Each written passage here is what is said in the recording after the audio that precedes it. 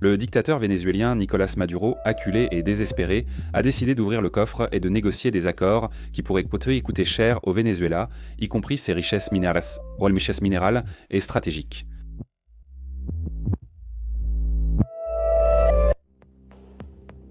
Des sites rapportent que des mercenaires russes du groupe Wagner ont débarqué à Caracas pour renforcer la protection du dictateur chaviste.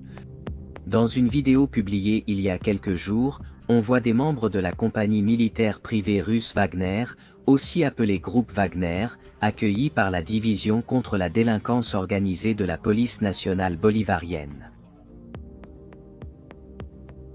Le groupe Wagner, célèbre pour ses opérations brutales et ses contrats lucratifs, est désormais la nouvelle défense du dictateur vénézuélien.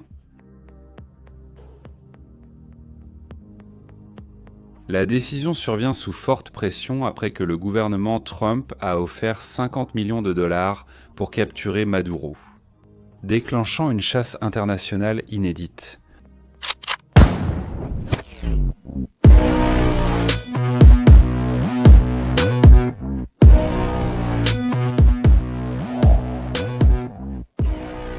La présence de ces mercenaires russes expérimentés sur la scène pourrait changer la donne politique et militaire en Amérique du Sud.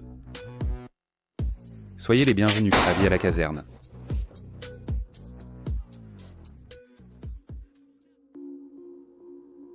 Le groupe Wagner est une organisation paramilitaire russe liée au Kremlin. Créé en 2014 lors des premiers conflits russo-ukrainiens, il est vite devenu l'un des outils de guerre non conventionnels les plus meurtriers de Moscou.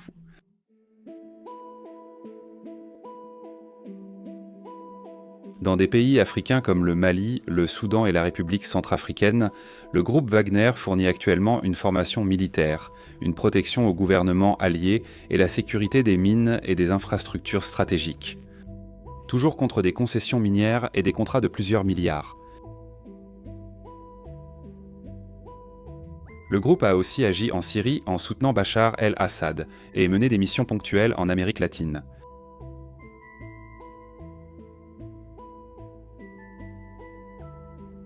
Son implication est officiellement niée par le gouvernement russe, mais les preuves d'un soutien logistique, d'un armement et d'un entraînement de la part des forces armées russes sont largement documentées. L'arrivée du groupe Wagner au Venezuela alerte la communauté internationale.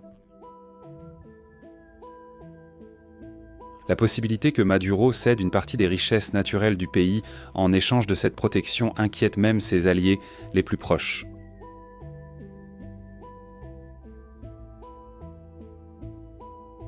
Le passé du groupe Wagner est marqué par des accusations d'exécutions sommaires, de tortures et de méthodes qui violent les conventions internationales.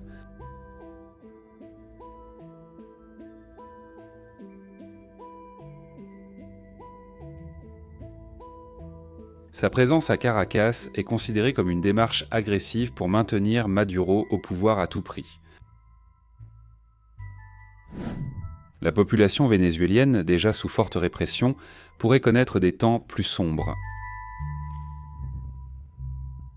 Les Vénézuéliens qui ont osé critiquer le régime ont été arrêtés, enlevés et même exécutés.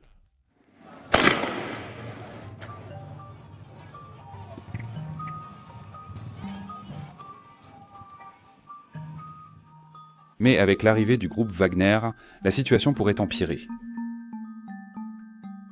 Lors des manifestations qui ont suivi les élections truquées de 2020, des paramilitaires arborant les insignes du groupe Wagner ont été aperçus dans les rues de la capitale vénézuélienne.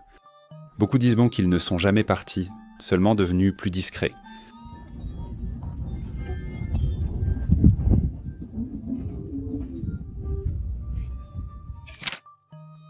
La récente longue visite de Maduro chez Vladimir Poutine a renforcé l'idée que Moscou fera tout pour stabiliser le régime chaviste. Et financer les opérations du groupe Wagner au Venezuela serait un moyen efficace d'influencer la région sans envoyer de troupes régulières.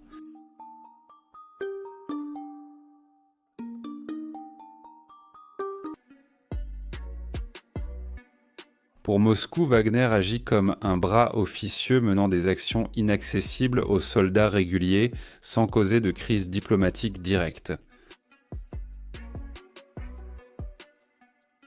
Pour Maduro, c'est une sécurité temporaire.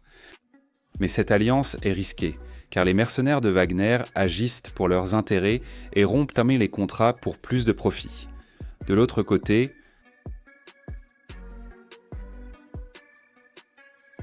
la récompense de plusieurs millions offerte par les États-Unis met Maduro dans un grave dilemme.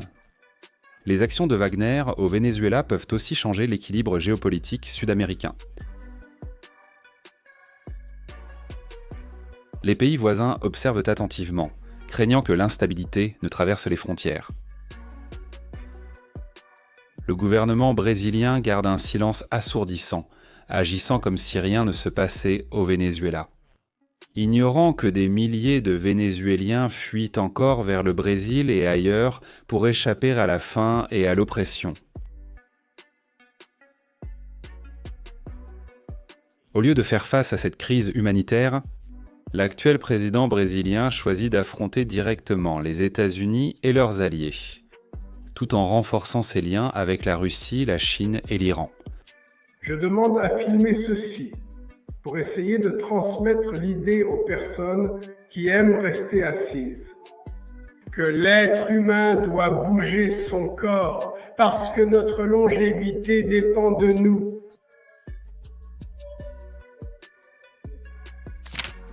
Par ailleurs, les États-Unis ont déjà montré leur capacité à mener des opérations de capture complexes, même en territoire hostile.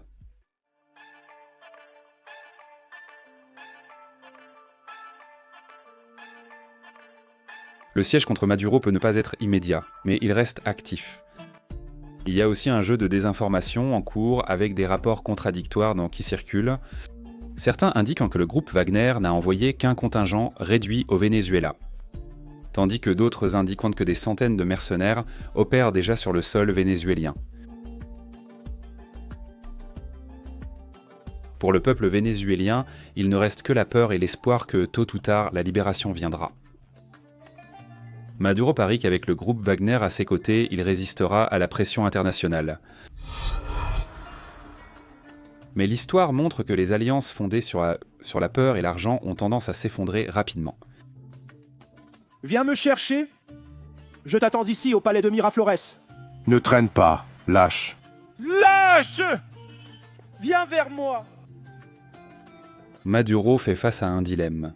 S'il s'enfuit, il peut être capturé par des forces extérieures, mais s'il reste, il risque d'être trahi par ceux qui sont censés le protéger.